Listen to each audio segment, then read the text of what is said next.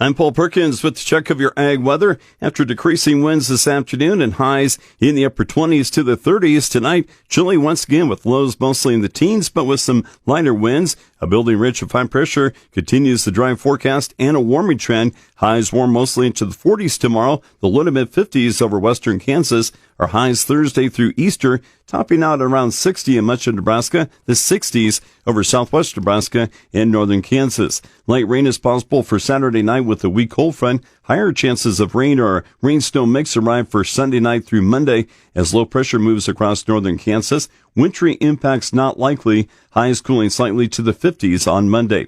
In a slight change to a nicer trend in the long-term forecast, mostly seasonal or near normal temperatures are predicted for Nebraska and Kansas. Easter Sunday through April 8th. Slightly above normal precipitation is indicated Easter through April 8th in both Nebraska and Kansas. Few other factors the markets are watching include colder air across the plains, stormy weather for the U.S., and continuing rain in central Brazil. A storm just south of Lake Superior continues to drift northward and gradually weakens.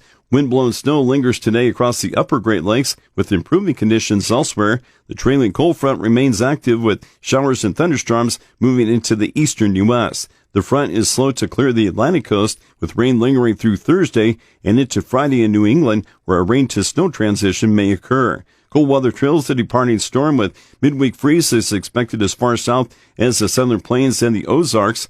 In the western U.S., a new round of stormy weather arrives during the second half of the week, starting in the northwest. Late in the week, active weather moves southward into California and into the Great Basin, with heavy snow expected in the Sierra Nevada and other high elevation sites. A storm bringing us mostly rain chances for late in the weekend. In central Brazil, rain continues this week to benefit second crop corn and building some decent subsoil moisture where reserves have been more limited. South Brazil, while drier, has decent soil moisture levels that were built up earlier in the season. Light rain could move through Brazil for early on next week.